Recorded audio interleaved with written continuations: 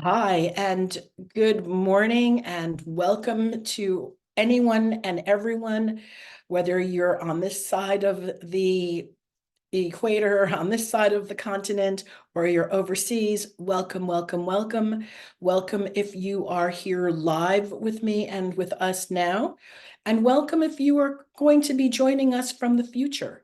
And so the call will be recorded, as you know, and the call will be available. It will be permanently on the website.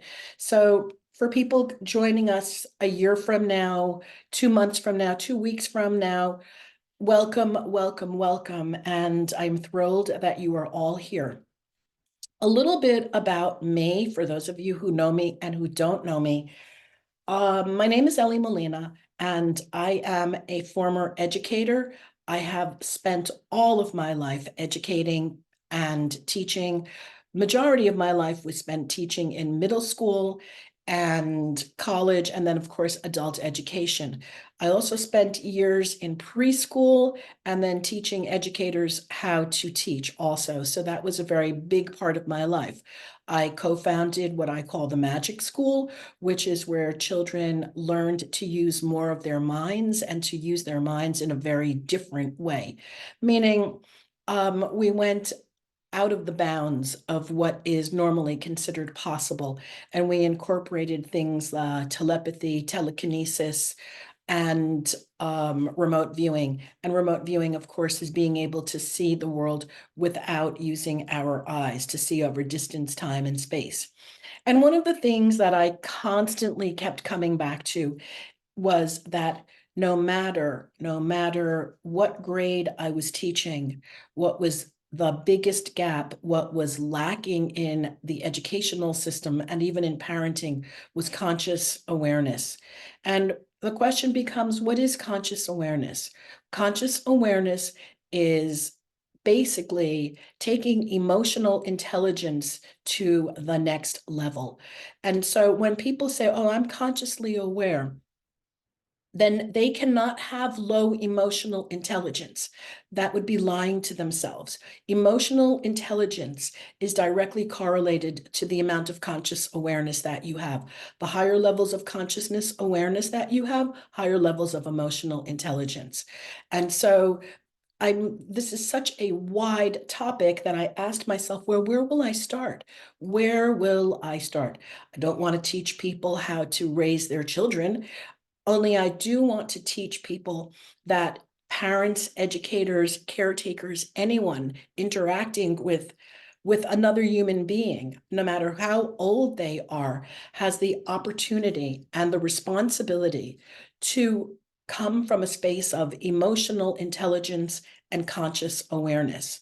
And so with that, there's a lot of talk again about, and I'm sorry, I just need to do a little bit of a tangent here.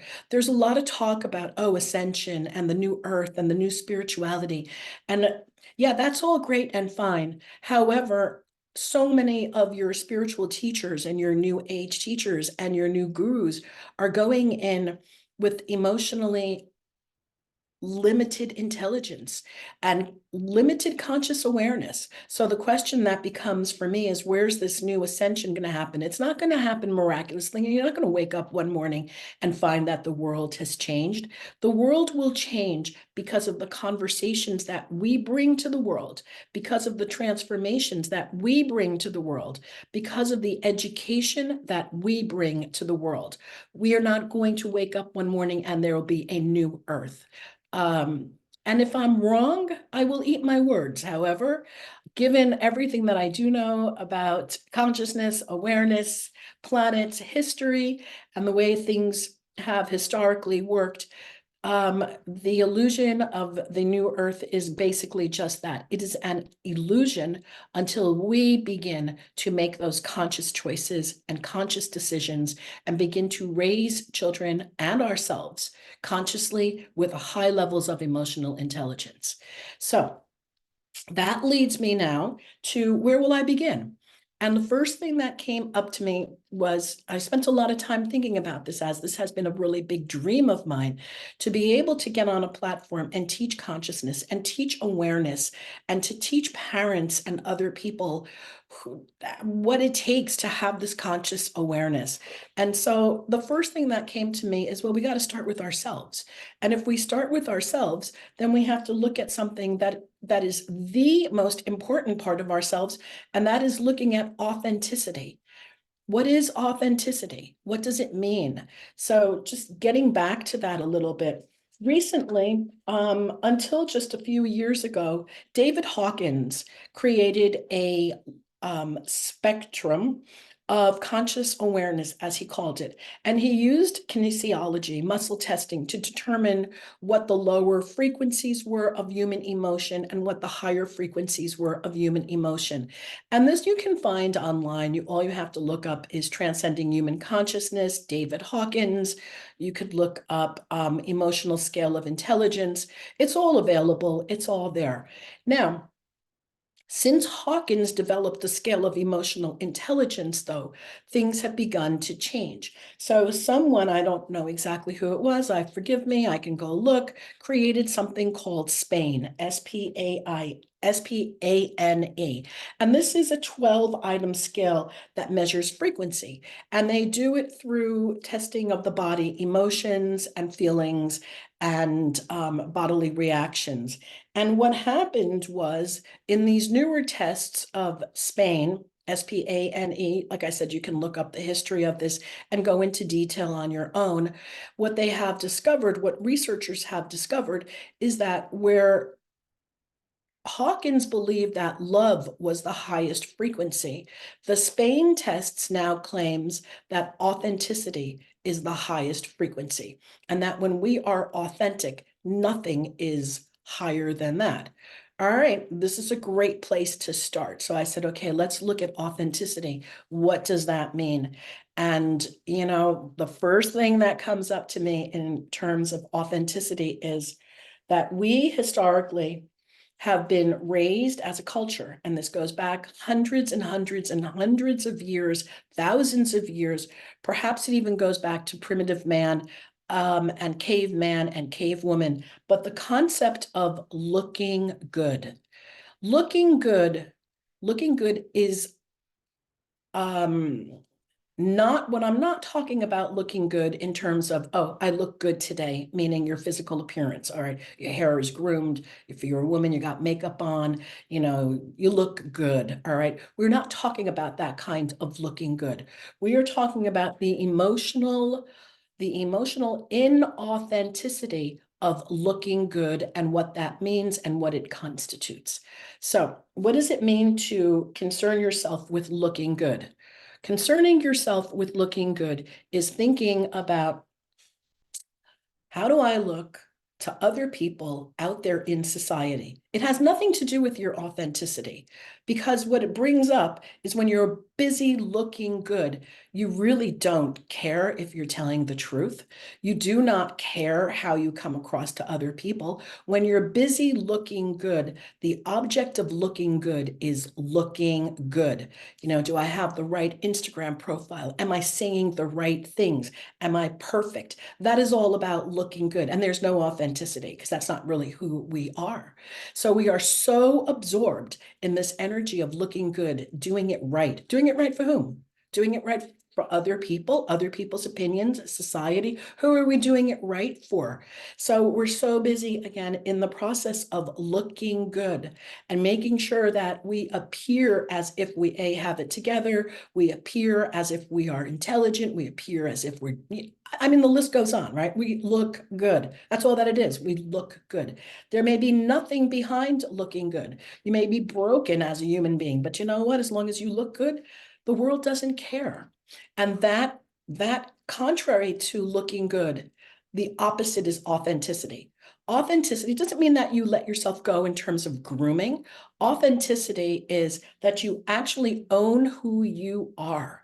You have integrity. You abide by integrity. What is integrity?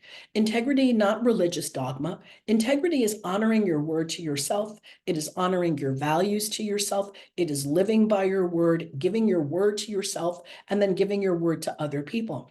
If you cannot give your word to other people and you break that word, you don't need to lie to look good. Oh, I'm sorry, I wasn't feeling well this morning, so I couldn't be on the call. But really, I had other things to do, so I couldn't be on the call. But I look good to you, and I am inauthentic, and I am out of integrity. And so I have already violated so many laws in terms of emotional intelligence and what we bring as contribution to the planet. And this is what we're teaching ourselves, and this is what we're teaching others, and this is what we're teaching our children. So now let's go back a little bit and continue to look at our integrity. So what does it mean to be in integrity again? It means that you tell yourself, all right, you know what? I value this. I value my word. I value my values. Okay, these values are important to me.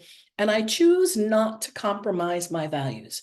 And I look at that and I say, okay, you know what? I'm no longer compromising my values. And I may not look good to somebody else. I may not say the right words. I may be concerned that I'm hurting their feelings, which is a whole other conversation also. But again, once we step into that integrity, what we are bringing is authenticity, and that is bringing truth. And there is nothing greater, nor higher, nor real than truth. So if you choose to start to live your life from a space of looking good and making sure that you look good to the neighbors and that you look good to everybody around you and that you look like you have the perfect life, just remember, A, you are being inauthentic, and B, you are out of integrity to yourself. So basically, you are a liar, and liars have a very different energy. Okay, so now I am not looking to make anyone wrong. That is not my point. I'm looking to raise conscious awareness. So where can we begin? We can begin with looking at ourselves. Let's clean up our own personal integrity. Let's honor our word to ourselves. Let's honor our word to other people. So in other words, as I used that example before, if I know I can get on this call, well, you know what it means? It would be so much more empowering to say to the person, hey, you know, Ellie, I'm unable to get on the call because I have a conflict, or I'm unable to get on the call because something came up that I value more. That is authentic. That is authenticity. Not, oh, Ellie, I'm unable to get on the call because I'm not feeling well at this moment, unless that's true. Okay, or you make up a story. Oh, I have a doctor's appointment now. I have a conflict now. No, and number one, nobody really cares. Okay, the only thing that's happening is that you are lowering your frequency. You are lowering your personal frequency. And that, of course, carries over to the people around you and to the people in your auric, let's call it your auric egg, and those around you. So my invitation before we begin anything at all in terms of parenting, we're going to start with parenting ourselves. And what does it look like to parent ourselves? It looks like reclaiming or learning emotional intelligence and authenticity and what it takes to become authentic and to give up these conversations internally and externally of looking good. We see it all around us. It doesn't mean that we have to be the police and tell other people they can't look good. You know, if other people want to go to a party and they want to brag about who they are and what they do because they want to look good and be significant, that's their choice. And they can do that. We don't need to make them wrong about it. We just need to be aware, oh, that's what they're doing. That's great. I am not going to succumb to just looking good. I will contribute. I will add value. I will bring something of transformation to a conversation. I am not here just mainly to look good. So those are places to start. And these will have impacts on your children, on the people around you, on people that you're teaching, no matter who you're working with, even with your friends. So that is, if you have any questions, please hold on a little bit because I'm going to open the forum up to questions and answers. So if you have questions about authenticity, let's hold on to those and integrity as I move through the next phase. So now, we want to look at, why do we want to look good? What is the importance of looking good? Why is it so important that we conform to a society that we may be out of integrity with, or that may not even be working for us? And that we will explore on a further call. And again, but now let's take a look at we human beings as meaning-making machines. We ascribe and meaning to everything. That is just what we do. Whether we do that because we have learned it thousands of years ago from caveman into our ways of being, or it is something that is genetically within us, I do not have an answer. I do know, though, that we make things mean something. And so let's go now to a little story. Many of you have heard this little story before, but I'm going to use this story because you do have children. I encourage you to share the story with them when it becomes appropriate. So, meaning making machines. Once upon a time, there was a little boy named Johnny, and he was about 10 years old, and he loved his new black leather jacket. And he went to school one day and he stood in the playground leaning against the fence, and he was wearing his little black leather jacket. Like I said, he's 10 and he's feeling really hot and good and, study and everything like that. And two girls walk by named Sally and Susie, and they look at him standing there leaning against the fence in his little black leather jacket, looking all good. Let's make him a little bit of a slick back hair kind of guy, okay? And they look at him and they cover their mouths and they start laughing. And they look away. And Johnny tells himself at that moment, oh my God, they're laughing at me. They think my jacket is ridiculous. They don't like my hair. They do not like me. He makes it mean they do not like him. So now, because they do not like him, this sets up a whole story in his head about people do not like me. And then he goes into the classroom, and because he's sulking and he's upset, he kicks the desk, and the teacher responds. And guess what? Now Johnny has more confirmation that people do not like him. So Johnny begins to develop and take on the perspective of in the world that people do not like him. That is his world view. And so everything that Johnny does now is from the world view of people don't like me. And Johnny grows up to become a very big victim with very few friends because people don't like him. And he never understands why people don't like him. However, we know through consciousness that as above, so below. What a man thinketh, so a man is. And not just man, woman. What we think determines who we are. So now let's go back to Johnny number 2. Leaning against the fence in his black leather jacket, his hair's all slicked back, he's real cute. Sally and Susie walk by and they laugh at him again. And Johnny goes, whoa, they love my black leather jacket. They love my hair. I am the hottest boy in the school playground, and they love me. So now Johnny has a world perspective. Oh, girls love him. They think he's really hot. He goes into the classroom. He's like, high five. How can he keep this attitude with it stuck in his body? He's got to express this. Hey, high five, Johnny, Johnny, Johnny. Teacher loves him. So does everybody else. She calls him to the front of the room. He answers the questions. He goes back, struts back to his desk. Johnny's worldview is everybody loves me and I'm a hot stud. So now we can see where Johnny's going to go in the future. He's already determined where he's going to go because that's his worldview. Johnny number 3, black leather jacket. Mom and dad just bought it for him, but he slicked back his hair, leaning against the fence. Sally and Susie walk by. Johnny number 3 has emotionally intelligent parents. And Johnny number 3 looks at Sally and Susie and says, hey, Sally, Susie, what's so funny? What are you laughing at? What's happening? And Susie looks at Johnny and says, oh, Johnny, Sally just told me a joke and we were laughing at the punchline. We didn't even see you there. All right, meaning making machine. Johnny's going to go through life, Johnny number 3, knowing that everything is a story and everything is created. And what we make things mean becomes our world view.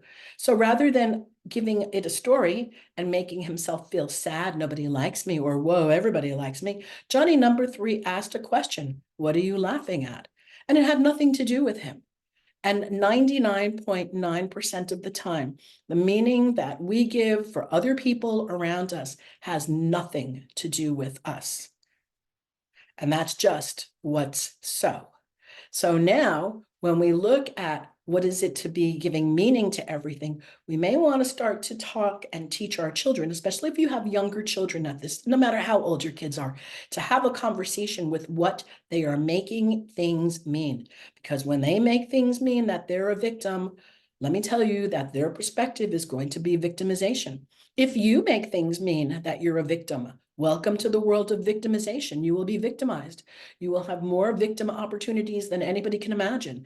If, however, you take a stand and step back and say, what's going on over here? What's in my life? What's happening over here?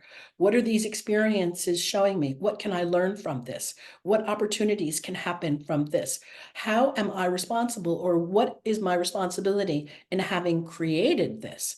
So that's where I'm going to leave us with today. For our first level of conscious parenting. There's a lot of information in here, and this has opened up a lot of conversations, and we're going to pick up on this and continue on our next call next month.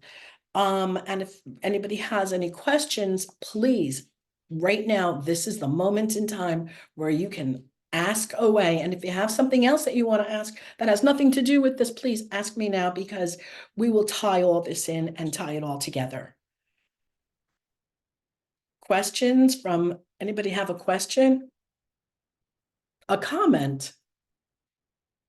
An experience? Anybody want to share something?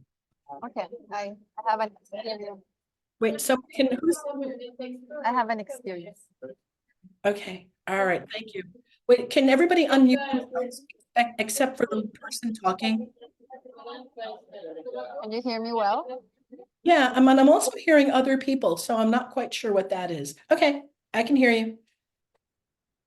This morning we had a flat tire when I was driving Emma to camp. We were in the middle of the mountain, so we stopped and we had to wait. I couldn't do it myself. I couldn't change it myself because Emma was being very, like, she was being victim. She was like, ah, what are you gonna do? And I was like, it's okay, you know. And she was crying and she was scared. And I was telling her everything's fine. We're just gonna change the tire and then we'll go to camp. And then I couldn't get like the wheel from underneath, like the replacement wheel. I couldn't get it out of the car. So then she started stressing again.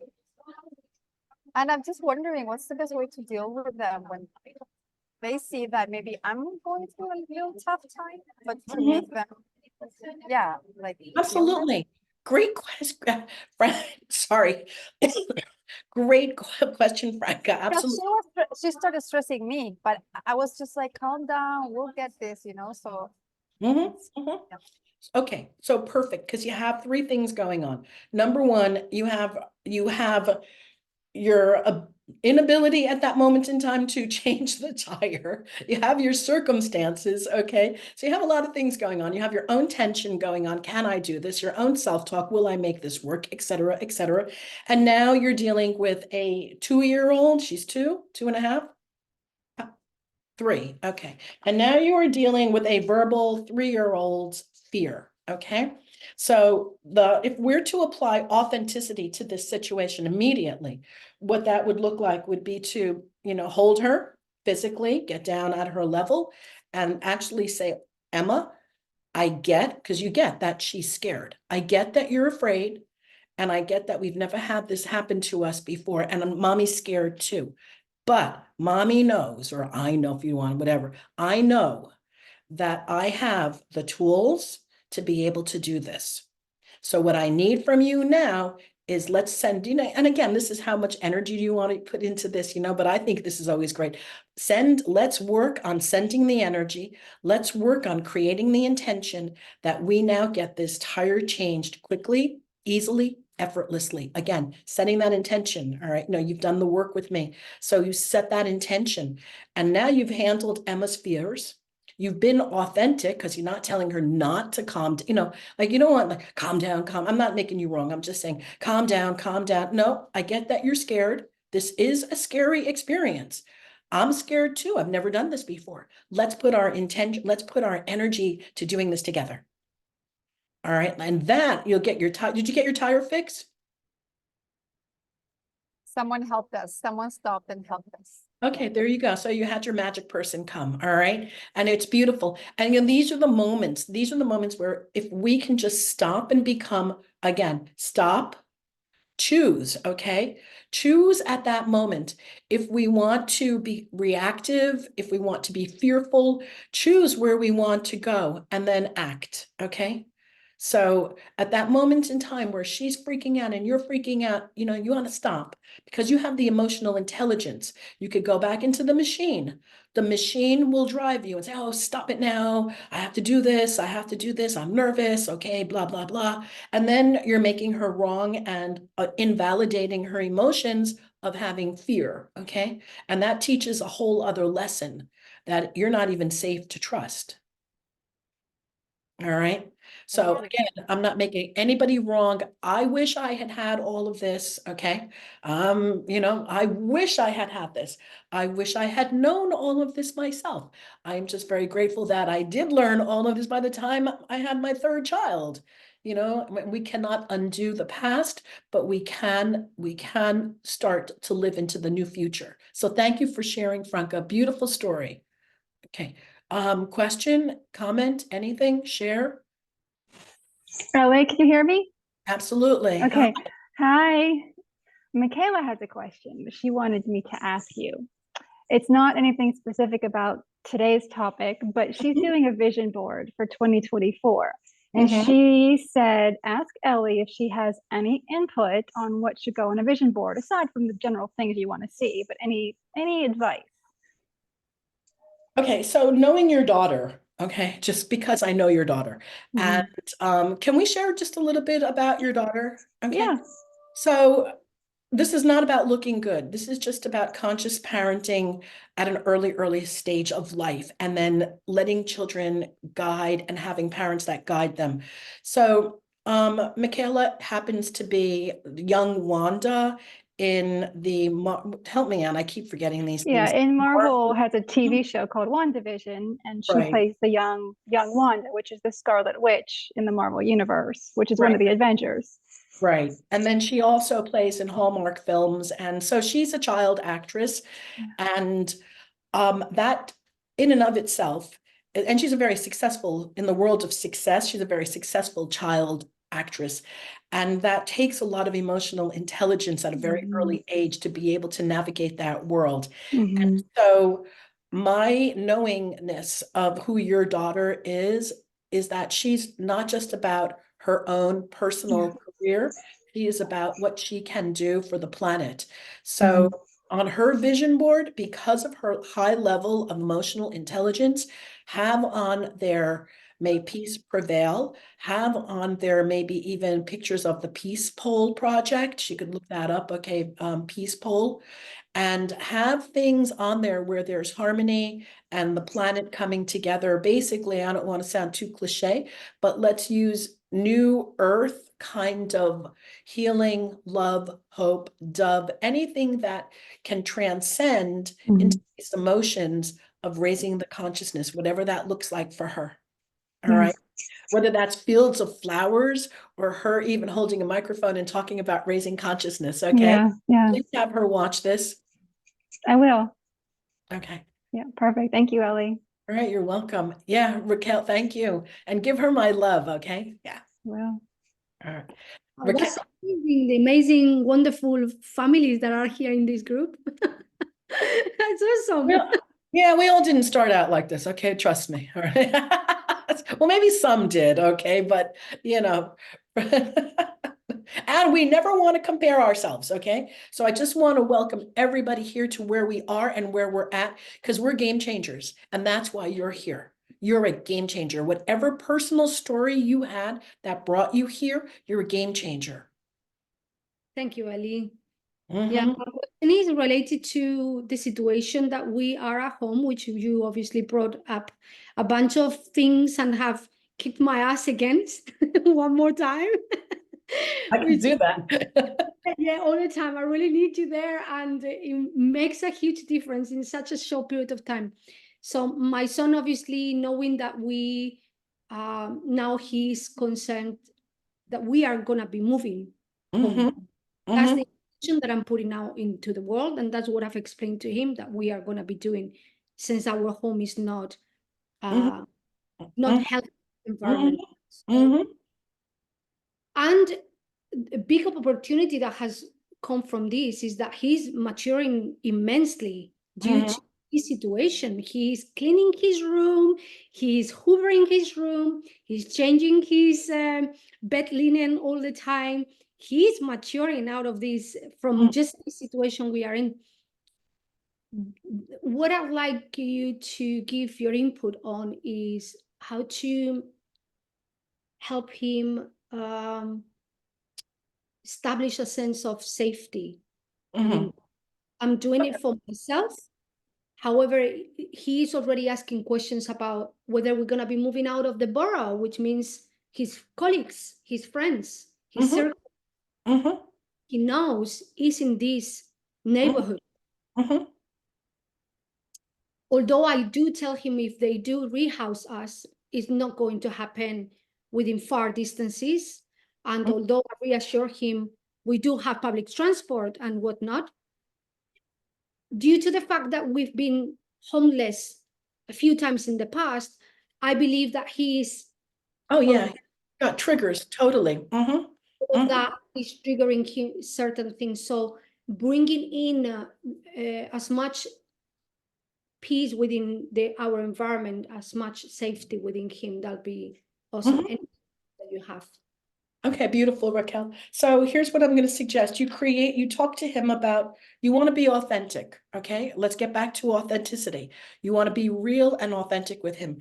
You want to talk about the past, all right? You know, tell me, say his name for me, because I can spell it to you, but I cannot pronounce it. Iracho. No, I can't say it either. Iraq?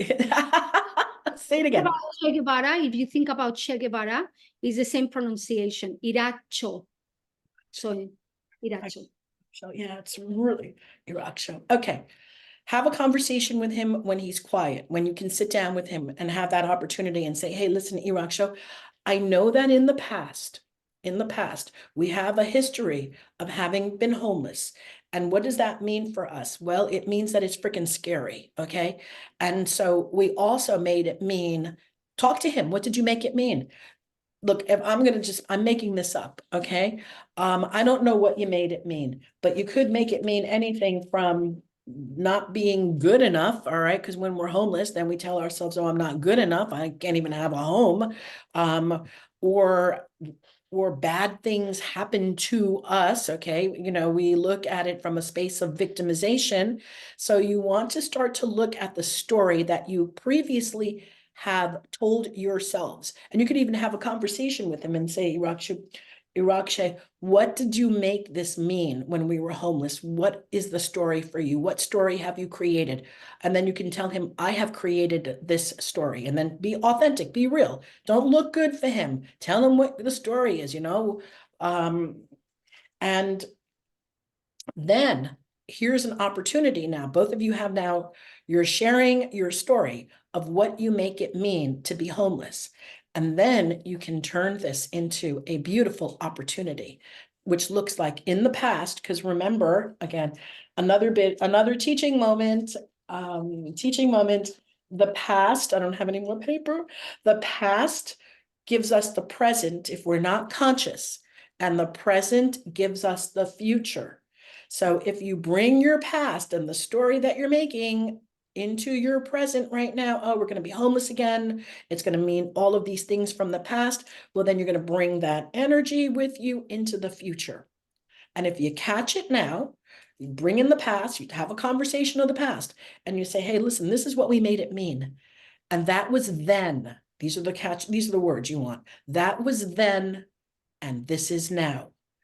And we get to create a new story. We get to create a new future. So what we're going to make it mean is that, and again, I can't give you your meaning, but I would tell you, like, if I were in your situation, I would say to my son, hey, we're going to make it mean that God has provided us with the opportunity to now create the dream home that we want. That is what we have. God has now created, or universe, or we have created the opportunity to remove ourselves from any victimization, to claim responsibility. And it is now up to us to create a really wonderful, wonderful home. In terms of your friends, if your friends value you, they will find a way to come to you, no matter where you live. And then you could start from there, okay? And reframe the story from the past and turn it into an opportunity, and let him dream with you also. Even ask him, what would it look like to have this new home? What could we have in there? What would you like in there? What order can we place to the cosmic kitchen? Actually, he is already bringing that to the table. He's There you already. go. Okay, there you go. So you, girlfriend, get the past completed and then leave it in the past. Awesome. All right, awesome. Yeah. Question, Connie. Thank you. Hello, hello. Hi. Hi. Well, going back to authenticity, I have a teenager daughter. She's 17. And she is, I think, rebelling to everything that has to do with authenticity or the values I try to teach her. I praise myself for being very authentic. I try to live by integrity, but she's just rebelling against everything. And I would love to take this story about these kids and tell her about that, but she is just so self-conscious that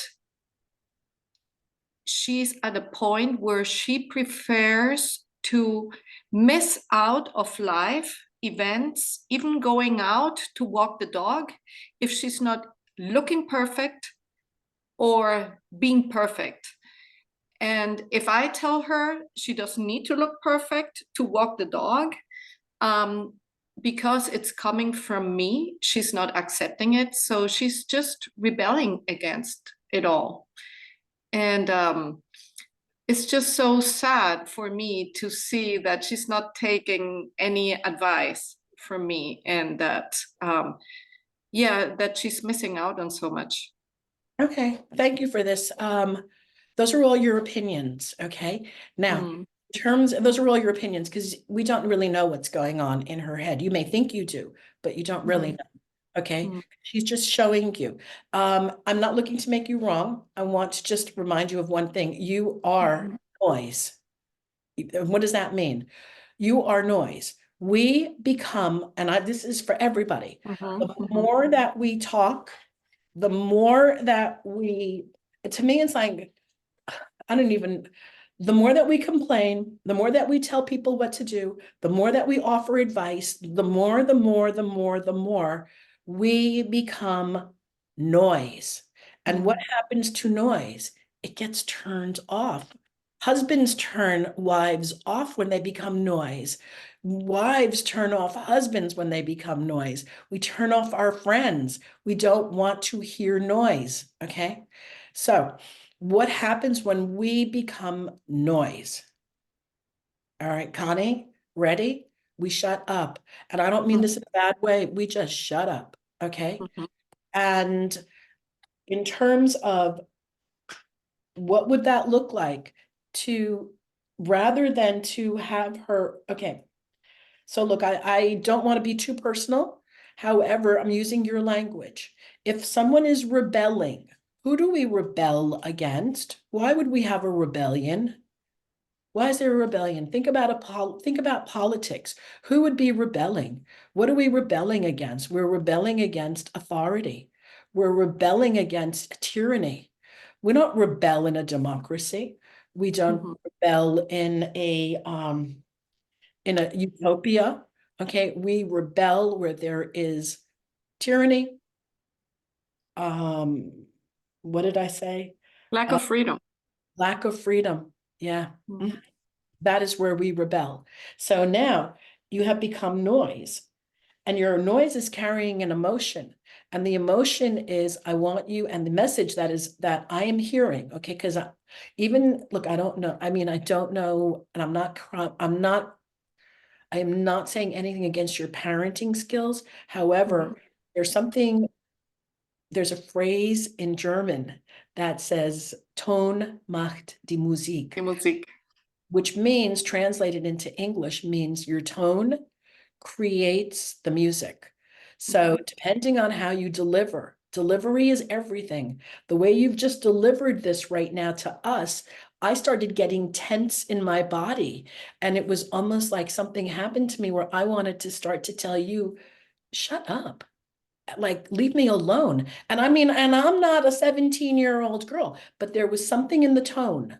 There was something in the conversation that started to send these subconscious, or not even so subconscious, little triggers to me, because it was in the deliverance, it was in the tone.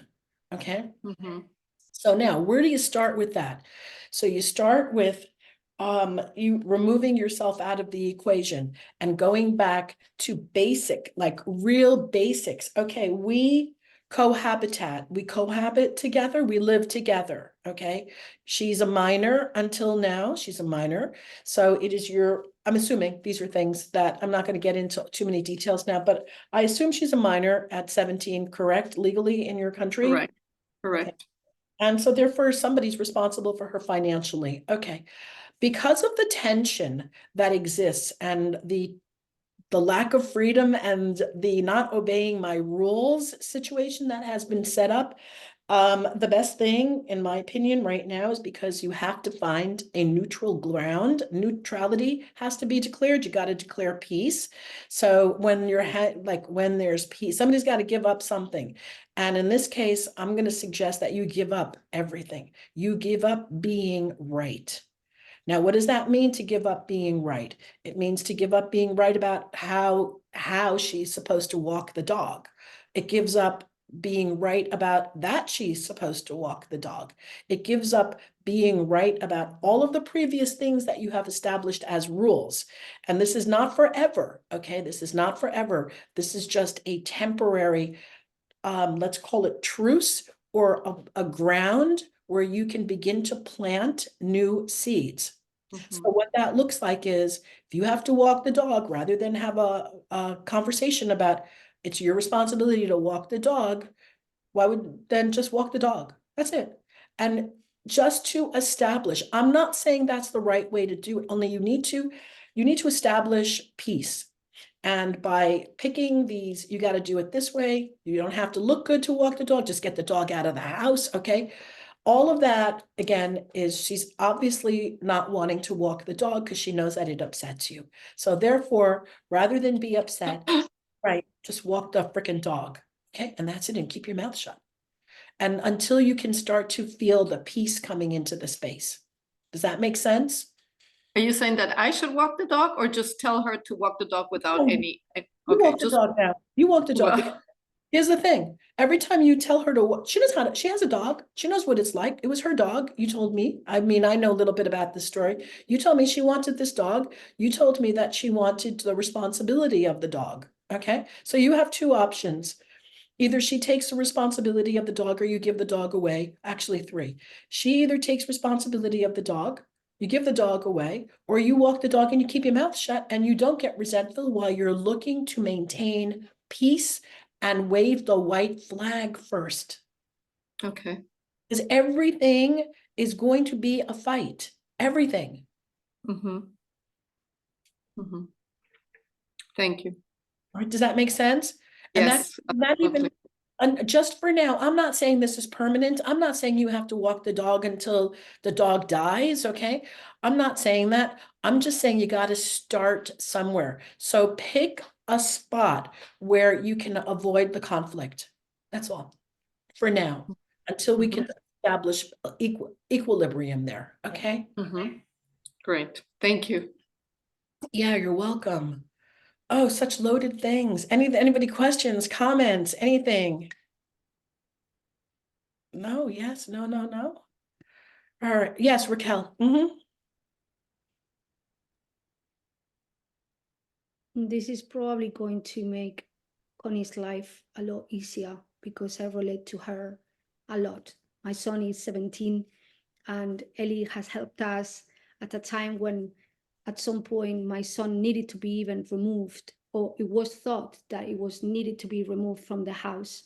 He's an Aquarius, and he is a rebellious, probably double as when I was 13 years old.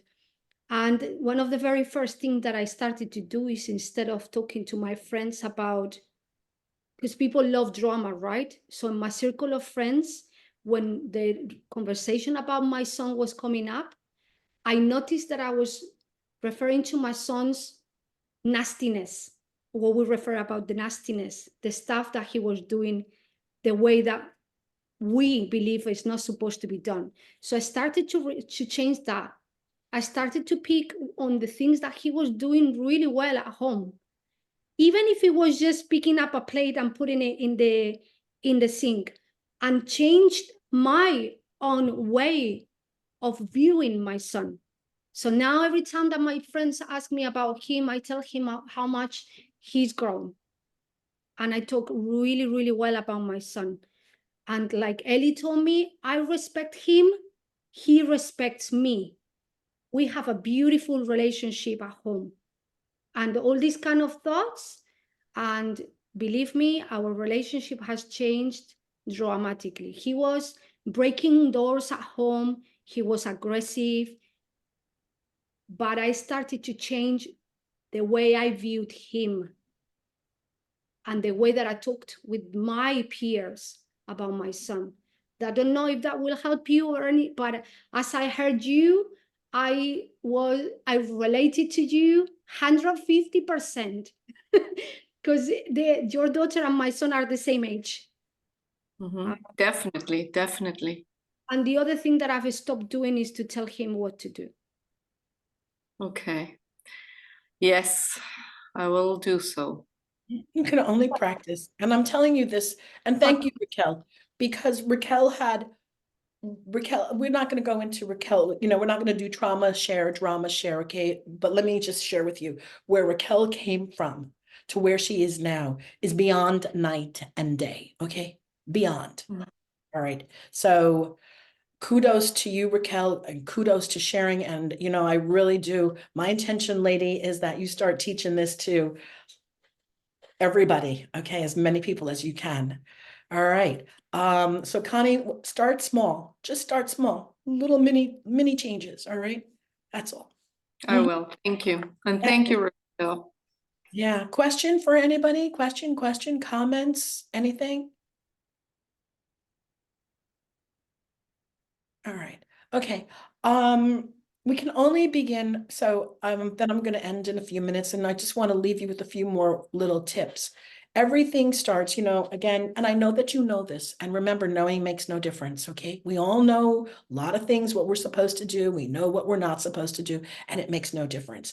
It is being consciously aware, recognizing when we're doing it and what we're doing. That will begin to make the difference. So if we can start to think about our lives as the captain of the ship, okay? So, the ship will go where the captain navigates, all right? And that's just what's so. Otherwise, that ship is just gonna, if you ever see any of those horror movies, right, where there's no captain and that ship just drifts out to wherever wherever it drifts out to, just remember that you're the captain of the ship and you need to take responsibility. And the responsibility becomes for you taking responsibility for yourself first, for yourself. And what does that mean to take responsibility for yourself? It means like, hello, like really get clear. Where am I responsible for the things that are happening in my life? Where am I responsible? And then once you identify, okay, I'm responsible for this, then it becomes, what can I do to alter my circumstances? What can I do? So it's just as above, so below. All right. Because we are all going to have circumstances every single day of the year. We're going to have a new circumstance. Something is going to show up, and it becomes our responsibility as conscious creators and as conscious educators and parents to look at, okay, where am I responsible? How am I responsible for having contributed to this? Perhaps it's neglecting something that you needed to have taken care of 5 years ago or 3 years ago. Perhaps it was something that you overlooked. Okay.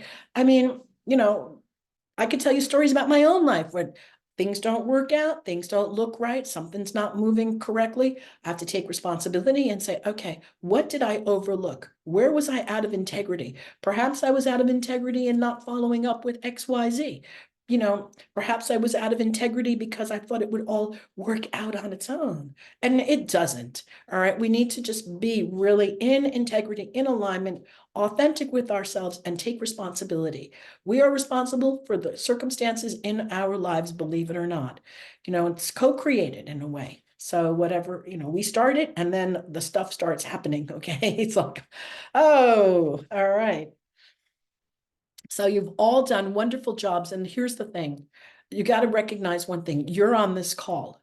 You're on this call. And so only certain people who are open and willing to making the difference in their own lives and then in the lives of other people are going to be called to this work. And so I am beyond grateful that you are here because I see each and every single one of you, not as somebody who's struggling with your own circumstances. We all struggle with our own circumstances. However, we're going to take our circumstances and we're going to turn those into opportunities and expansion. And again, opportunities for transformation and up-leveling and transforming and transmuting what is happening on the planet so that we do get to this new earth. And not through imaginary gurus coming down or aliens or any of that stuff. No, we're doing it as on a soul level, transforming and transmuting. And it begins with us. I'm so excited to have you here. If you have any questions whatsoever, feel free to email me, feel free. Oh, anybody, Connie, do you have a question? Hold on. Yes, I just want to know exactly where can we access this recording after it's over? Okay. Yes, thank you, Audra. Thank you. I am going to put this on YouTube. It's going to be unlisted, meaning only people with the link will have it. I will send it to you. And then I'm working with my web developer to have a page created on my own website so that all of these calls will be up there in chronological order going forward. Great. Thank you. Thank you, ladies and gents. Thank you for being here. I love you. I'm so excited. Mwah. Okay. Love and blessings to you all. Let's go to work. Take care. Bye. Thank you.